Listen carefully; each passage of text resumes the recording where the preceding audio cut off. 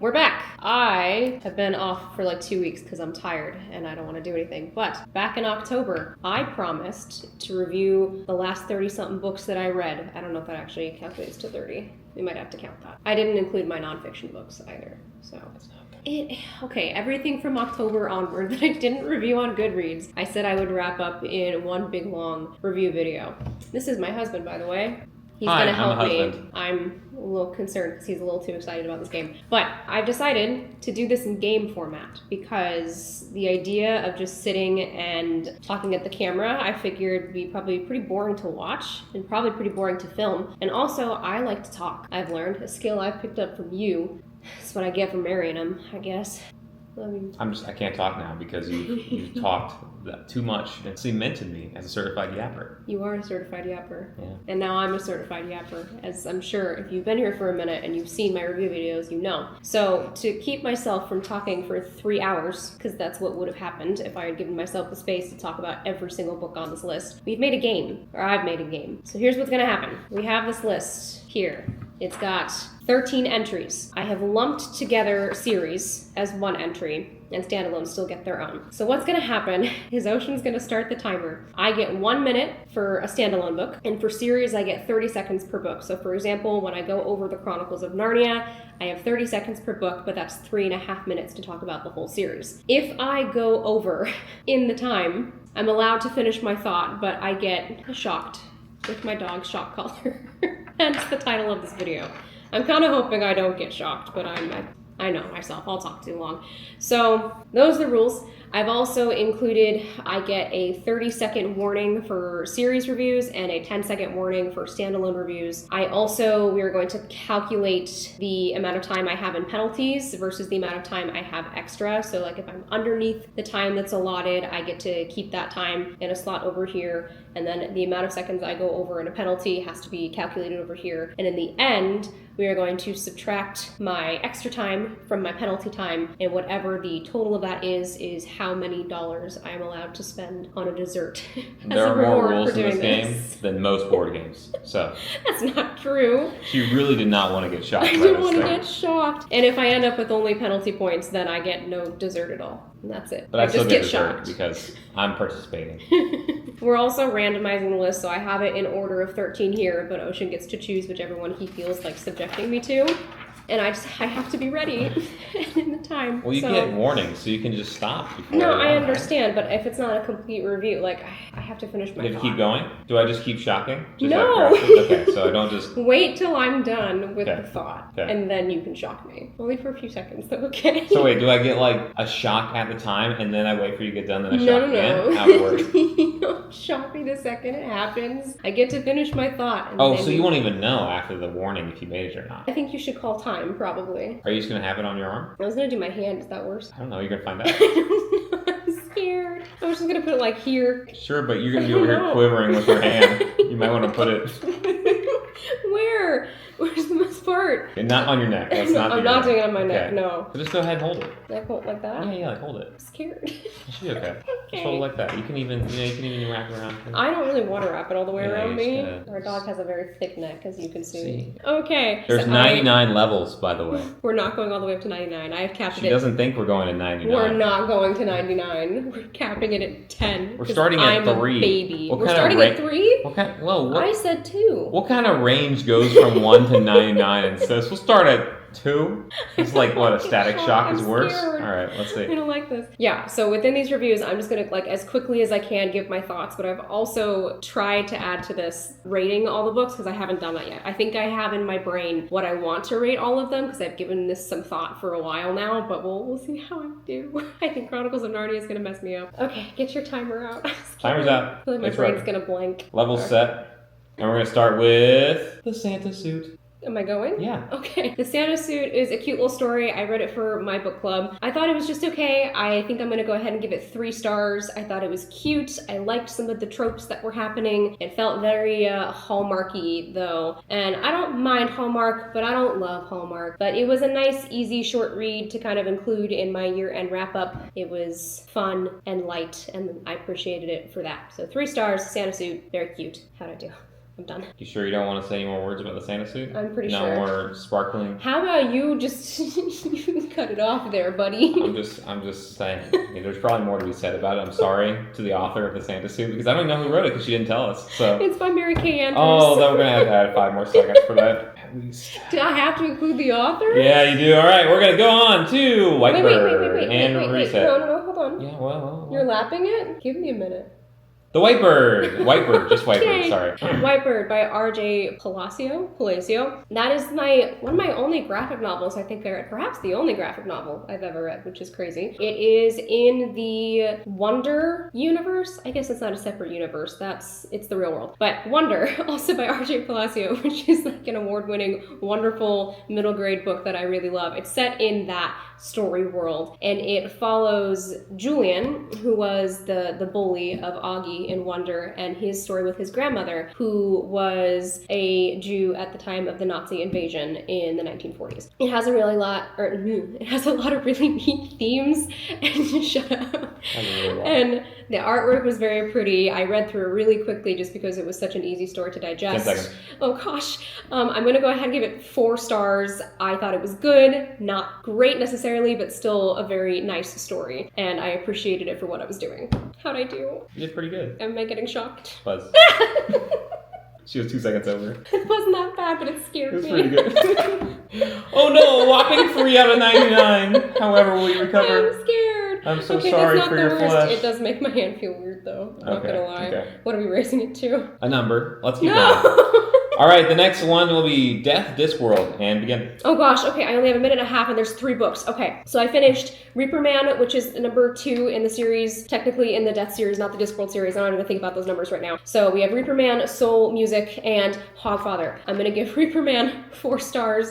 I'm gonna give Soul Music 4 stars as well. And I'm also going to give Hogfather 4.5 because it was incredible. The pacing was a little weird for me in those first 2 books, but the writing, as always, was so clever and so much fun. I have loved everything I've read by Terry Pratchett so far, but Hogfather, out of the 3 of those, just blew them out of the water. I remember in Reaper Man feeling like the story wasn't really moving and I was enjoying the writing but not really sure about the story, and by the end I was like, yeah, it was okay. But then he hits us with one of those final lines that's just so beautiful. The whole, oh gosh, what's the quote? Oh yes, Lord, what can the harvest hope for if not for the care of the Reaper Man? And that just like skyrocketed my rating through the roof. So overall, 30 seconds. Okay. The first 2 get 4 stars. They were fun. I didn't necessarily love them, but I had a really good time reading them. I love Death as a character. I love the introduction of Susan as a character. I think she's wonderful. And Hogfather was one of my favorite things I read last year. Easily 4.5 stars, and I want to read it every Christmas now.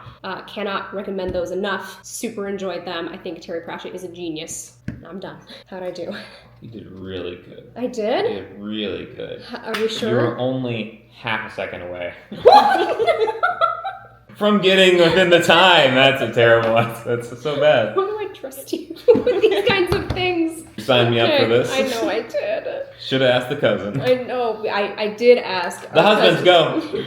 Okay, gosh, okay. The Husbands by Holly, I think it's Gramazio. I don't know how to pronounce it. I'm going to go ahead and give 4 stars. I thought it was a super fun little read. This was also something I read for book club. It's one of the most unique concepts I've come across. So the idea is it's this woman, I've already forgotten her name, but she shows up to her flat in London one night and she's kind of tipsy. She was out with the night with her friend and she gets home to a man in her house who is her husband. She is not married. She does not have a husband, but all the evidence in her life shows that somehow she has a husband. And what ends up happening is there's something weird going on in her attic where she can just recycle husbands, basically. So he goes up into the attic, and as she's getting used to this new situation, and then a new husband comes down. And it's a lot about learning what you're satisfied by in life and what like you are unsatisfied by, and learning what makes you happy. And it was a really interesting character study, and I thought it was so cute, and I had a lot of fun. What's the rating? I said 4 stars. Oh, okay. You're fine. She got 2 seconds on that one, so she lives. Oh, I don't get shocked this time. Don't get shocked that time. Let's see how you do it. Where the library hides. Are we starting it already? Yep. Okay. I liked Where the Library Hides. I think I'm torn between a 3.75 and a 4 stars. So I'm going to save that to the end here. But it's by Isabel Ibañez. I think that's how you say her name. I'm so sorry if I butchered that. It is the sequel to... Shoot, what's the name of the first book? It's The Secrets of the Nile... not trilogy, the duology. What the River Knows is the first book. I liked the first book fine. I gave it 3.5 stars. I liked what this next installment was doing. There were a few things I was uncertain about, but overall the writing was really gripping. I liked the way the story was developed. She was playing with some really interesting tension between characters. Some things I would think, oh, that's moving really fast, and then she would, throw a wrench in the plans and it would get halted, and I liked the pacing of that, and I think I liked the characters more this time around. They felt a bit more multifaceted, so still not necessarily my favorite thing I've ever read, but I did really enjoy it, so I think I'm going to go probably a 3.75. How'd I do? You did really good, actually. Okay. Keep doing For really one good. of these, I'm going to yap for way too long. I'm just kidding. She missed it by 5 whole seconds. That was actually the worst she'd done yet. It's a shame. Hurt my hand. I mean, I guess it's better that you're surprising me because I'm actually really Ladies and gentlemen, that was shocked. a 20. That was a 20? That was a 20. How many more do I have left? I don't know how much more does a dog have left, That's what I'm saying. This poor guy. Actually, we've never been able to shock him because we thought we were shocking this whole time. Say hello. But in reality, the rubber protector was still on the whole time. So we thought we were shocking him repeatedly. In reality, he's over there just sitting there having a great life, not getting shocked. Say hello, good boy, our favorite guest. Always. Are you smiling for the camera? He's smiling because he's not getting shocked. That's you. We only had to shock him a handful of times. He's a pretty good boy, but we thought it was working. It was not. She's got some more book reviews to do. Like the best Christmas pageant ever. Start. I really loved the best Christmas pageant. What'd you like? The best Christmas pageant ever by Barbara Robinson. It's like 80 pages. It's a kid's book. It was really cute. I read it because we had just seen or were about to see the movie adaptation for my mom's birthday. And it's just the sweetest little story. It has that classic feel to it. It feels like a children's classic. It was very wholesome in surprising ways. The characters were a lot of fun, really easily digestible. I didn't realize there were more books in the series too, so I'd like to continue along in the series and see what else they have to offer. I think there's only 2 more installments following these kids. But yeah, it's just a really sweet little story about the meaning of Christmas and just the things that we take for granted in the season and in the Christmas story and ways to reimagine them. Okay, so I think I'm going to go ahead and give it 4 stars. I ended up enjoying it a lot more than I was expecting to, and I thought it was just very sweet overall. I don't like how she's cutting these reviews short right before the time, because I feel like there's more for her to say. I think she's got more to talk about. That one was only 80 pages. I don't have as much to say about that one. Okay, we're gonna believe you for that, but we're gonna mark that down. I'm scared for some of these. Some of these, it's gonna be a problem. Like, what about Ark of a Scythe? Ark of a Scythe? Yeah, that's what it says. I have things to say about Ark of a Scythe. Good. I have a minute and a half. So this is by Neal, Shusterman. I don't know how to say his name. I initially read Scythe a few years ago when I was a middle school teacher because I needed to have a companion book to the Hunger Games. And I thought it was a good companion where the students could choose for their independent reading between Scythe and Hunger Games. They were asking kind of similar questions, both set in dystopian worlds, both young adult, so that worked really well. And I thought it was a brilliant dystopian young adult novel, and I still think that, but I gave it, I know you don't like it, I gave it 5 stars when I initially read it. I think I'm going to dock that this time to probably a 4.25 maybe for that one. I'm seeing more problems with it now that I've read a little bit more, but I still enjoy the world that it's set in. I still like the characters, and I still think it's such a fascinating concept, and I still really do like that first book a lot. I don't know that it holds up as high as 4.5, and I don't think it deserves as low as a 4, so I'm gonna go 4.25 for that one. I really liked the continuation in Thunderhead. I thought it was so interesting the way that he was expanding the world. There were a couple, let's 30 seconds. It was 30. Okay. I did have some problems with it. There were a few things that I thought were a little weird, felt a little out of left field, that I don't necessarily love being introduced, but that was one of the best cliffhangers I've ever read. It was insane. My emotions were reeling from that one, and I liked the character development in that one as well. So I'm going to go ahead and go 4 stars. I don't know if I liked it as much as the first, but I still thought it was really excellently done. Third book, I'm going to go ahead and go 3 stars. I was so disappointed by the ending. I liked a lot of pieces of it, but it just felt like it was all over the place, overly long. And in the end, I was just waiting for him to wrap it up and was waiting for some of those threads that he was putting together and waiting for him to fulfill his promises. And I just kind of left it feeling unsatisfied. And I wish there was a different ending to it. I'm done. That was really bad, I know. No, it was fine. It was not fine. It wasn't fine? It wasn't fine. It was fine. That hurt. I felt it. Okay. Yeah, I saw it. The buzz. Ow. I'm trying to be brave. 30 seconds over. I told you it was a problem. Maybe that negative $20 for your snack after this. We're going to go with The Shepherd King. Oh no, okay, you picked the two worst ones right in a row. So, The Shepherd King, I've already rated these 4.25 stars each, so kind of cheating on that one. I wasn't sure what to expect from this series. I have to admit that at first I was really, really enjoying it, and then I switched to audiobook, and my opinion of it got a lot more snooty. Like, it started to feel a bit more like, this feels a little bit cheap, or I don't necessarily like the way this sounds, but I know a lot of that is because the audiobook narrator had this kind of like almost overly girlish voice, I guess, and it just didn't suit the character for me. Not that there's anything wrong with an overly girlish voice. It just didn't fit the narrator for me. So I know that swayed my opinion a little bit, but overall, I really liked the first book. I liked the characters quite a bit. Didn't necessarily love them, but I thought they were good. Oh my gosh, okay. I loved the characters a lot more in the second book. I thought it was an incredible ending. One of the coolest magic systems I have ever come across. I love the gothic fantasy feel of it. It makes me want to read more gothic fantasy. I can't wait to read more from this author. Definitely was super impressed with it overall, and I had a really good time. There's so much more I can say, but I'm gonna stop. Like, feel my fingers, dude. You should normally be able to feel your fingers, but I understand. I get what you're saying. I'm being a little dramatic. He's like, Mom, are you good? No, he's like, let me bite the hand. No, yeah, is that your collar that you haven't worn? That was 9 seconds over. I have more to say about that as far as like romantasy genre goes, but I think that's a separate rant that I have, so I'm not gonna. You don't want to waste more seconds. Are you sure? We're sure we can get down to like negative $100. No, because it's more of it's encompassed in a larger conversation. I could. All negative value goes to me actually for dessert funds for Ocean. So unfair. All right, now we're gonna give you the long one, Narnia. Okay, this is where I'm gonna struggle a bit because 3.5 minutes, by the way, guys. I have 3.5 minutes for this one, which is great. I have no idea what to rate each of these books individually, which is a problem because I think my rating for all of them is a little bit different. I actually maybe don't have as much to say about this one because I did my readathon for this, and so I've kind of already explored a lot of my thoughts about the series as a whole. I just haven't actually reviewed each individual book. So let me go through quickly. Lion, the Witch, and the Wardrobe, let's give a solid 4.5. I love that book. It's a staple from my childhood, I think from a lot of people's childhoods. Obviously, it's the first book that was published in the series, and it sets the tone for everything that's about to happen. I love the feel of the world. I love those characters. It is such a special book to me. I don't necessarily want to say it's like 5 stars all-time favorite, but super high up there, so 4.5 for that one. Next up is Prince Caspian.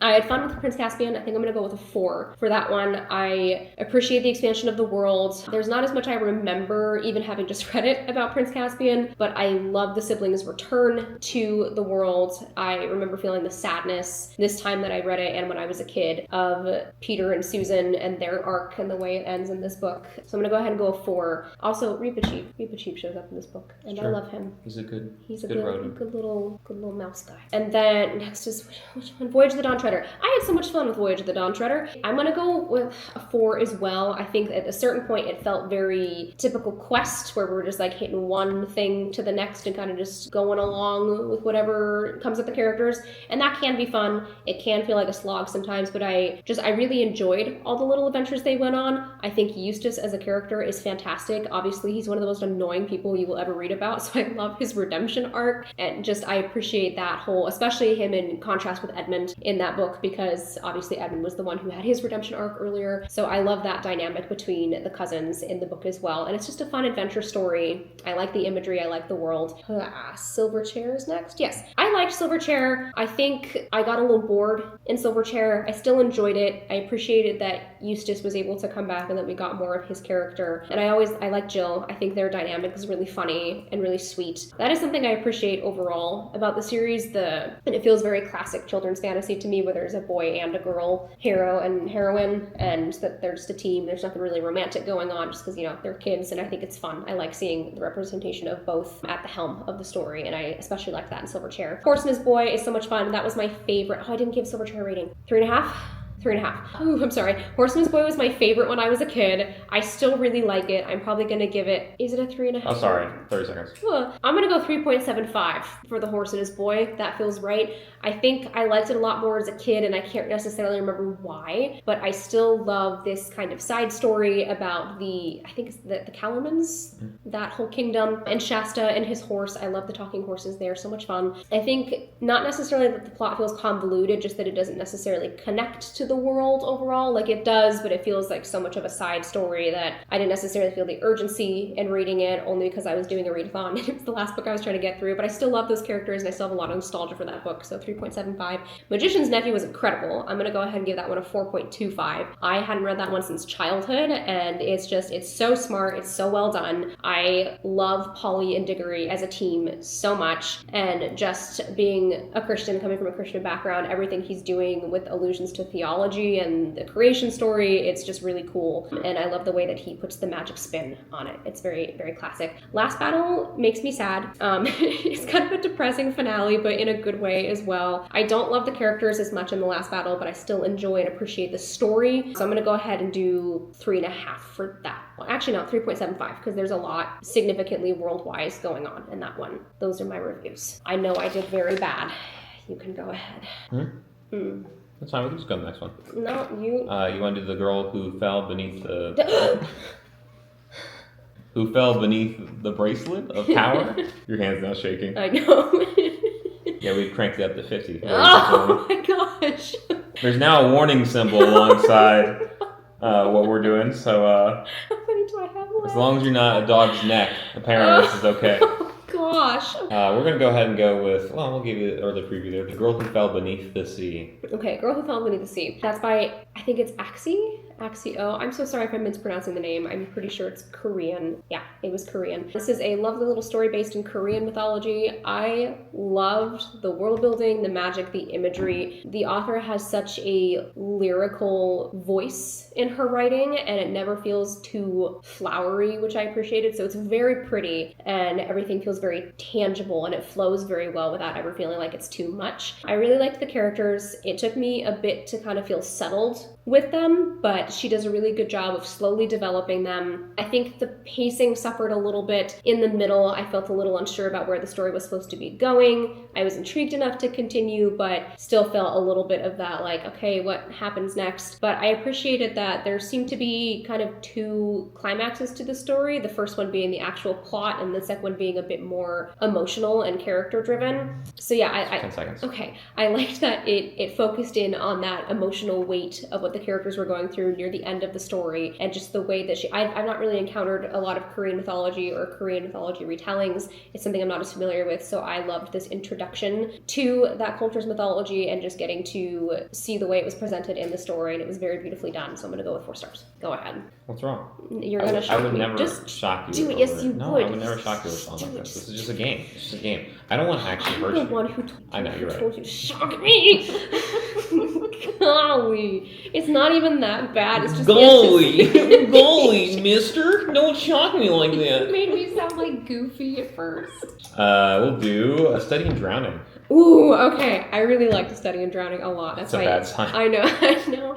I actually don't know if I have necessarily a lot to say about it, but it's by Ava Reid. I think I'm stuck between 4 and 4.25, because I think of other books that I've given 4.25 ratings to, and I don't know if it necessarily holds up to that, but I feel like it deserves more than a 4, so let me talk about it. I really felt sympathy for this main character. I liked her as a character. It took me a minute to understand entirely what her motivations were, or to feel really connected to her, but I felt a lot of sympathy for her, and I wanted to know what was going to happen with her story. I was rooting for her at the very least, and then eventually over time I really appreciated her character more and more. I really liked the romance in this book. I'm a little bit picky about my romances. I like there being a romance subplot to my books. That is a thing that I enjoy a great deal, but I'm picky about my romances, and I really liked these two. The story itself is so eerie and different and strange. I love the conversation that is starting between folklore and academia, and the way that the two are interconnected, or the way that they get skewed because of how we research them or present them. It's just a lovely, I'm not going to say lovely, it was dark. It's kind of a dark book, but it was really impressive to me. I really liked it a lot more than I was expecting to, and it's just such a unique read. I know I'm so far over. It's okay. I'm not getting dessert tonight. It's whatever. Minus 24.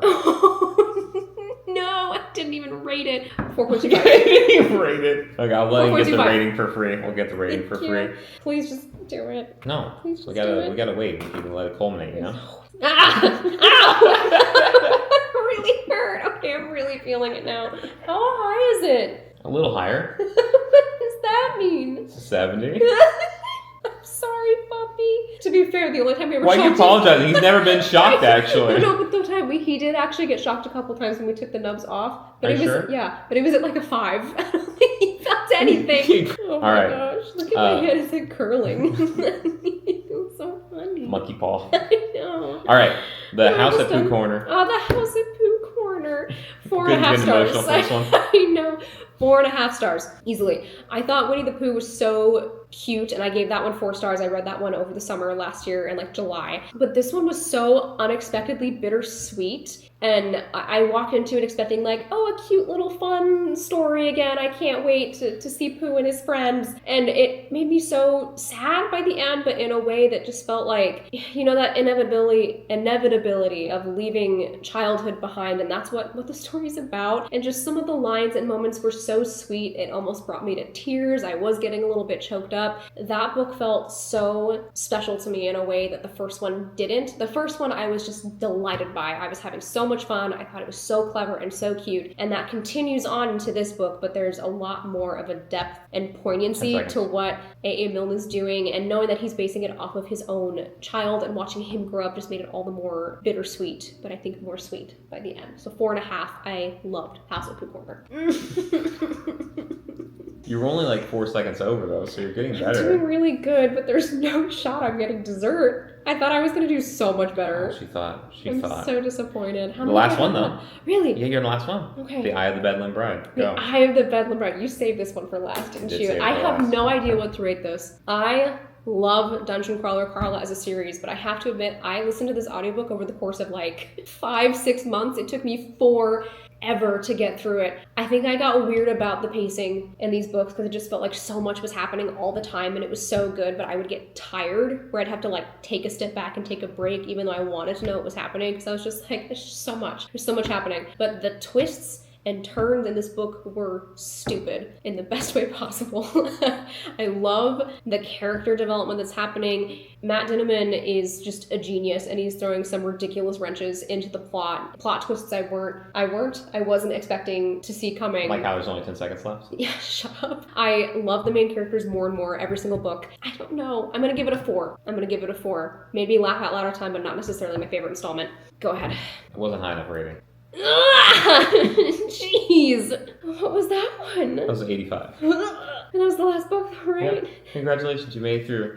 Your hand, can it still move? Still possible to... Yeah, it really tingles. It doesn't help that your hand is ice. It's really funny. I can feel it up into like my... What is that called? My Oh, you know, the forearm. pre-hand section? Yeah, the pre-hand section. My forearm. Oh, so bad.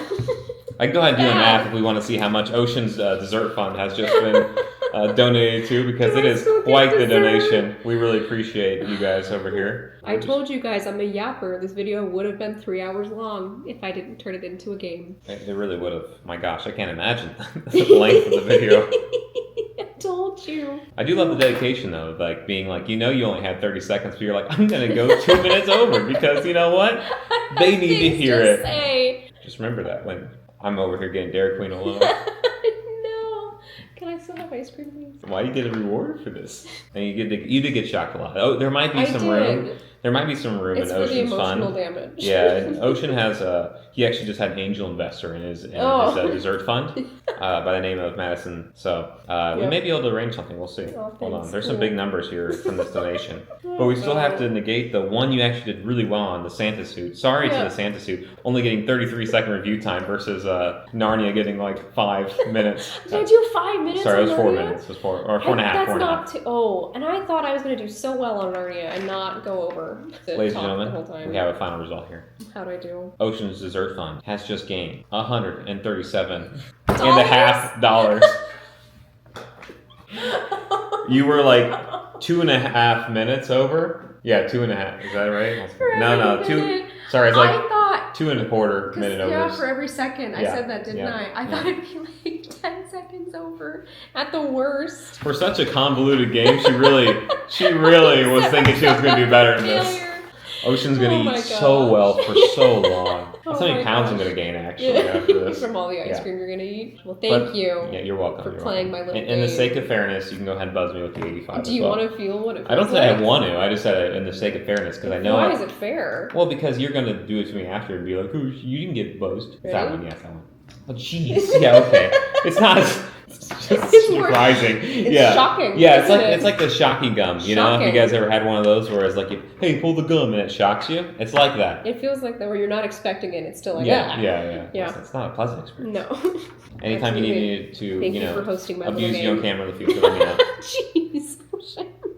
Thank you so much for being here. I don't know what's coming next here. Probably a writing update soon. I have not finished any books in this year yet. I am currently reading Wind and Truth, and I'm about maybe 40%, not even 40%. I'm like 35% of the way through that. So that'll probably be my first read of 2025, and it's going to take me a hot minute because it is over 1,300 pages.